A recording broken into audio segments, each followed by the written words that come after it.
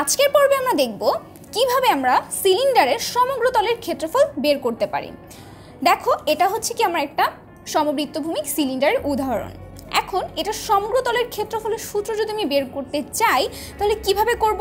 প্রথমে দেখো, যখন আমরা বক্রতলের ক্ষেত্রফলটা বের করেছিলাম সেটার ক্ষেত্রে জাস্ট আমরা ভূমির অংশটুকু কাউন্ট করেছিলাম, অর্থাৎ ভূমির কতটুকু অংশ সে জুড়ে আছে সেটা কি ছিল? বৃত্তের পরিধি, অর্থাৎ ভূমির পরিধি, এবং তার উচ্চতাটা আমরা জাস্ট কাউন্ট করেছিলাম।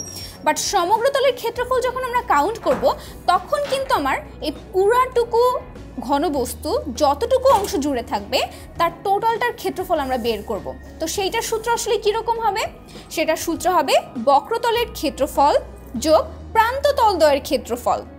লক্ষ্য করো, এখানে একটা তল রয়েছে প্রান্ততল, এখানে একটা প্রান্ততল, সো দুইটা প্রান্ততল। দেখো তো এটা আসলে কোন রকম একটা জ্যামিতিক উদাহরণ? সেটা হচ্ছে এটা হচ্ছে একটা বৃত্ত। সো দুই সাইডে কি, দুইটা প্রান্তে কি আমার আসলে দুইটা বৃত্ত রয়েছে। আমরা কি জানি? বৃত্তের ক্ষেত্রফলের সূত্র হচ্ছে বৃত্তের ক্ষেত্রফল।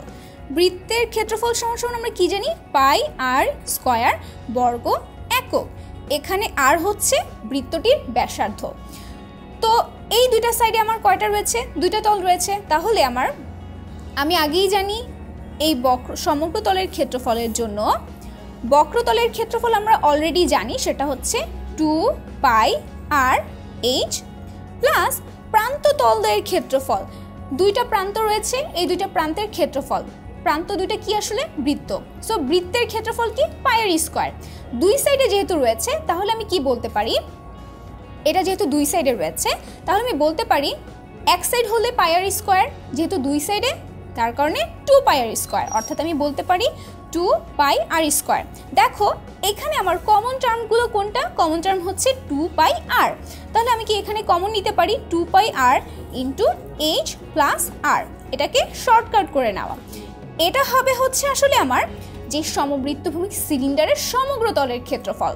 এভাবেই আমরা খুব সহজেই সিলিন্ডারের সমগ্র তলের ক্ষেত্রফল নির্ণয় করতে পারি।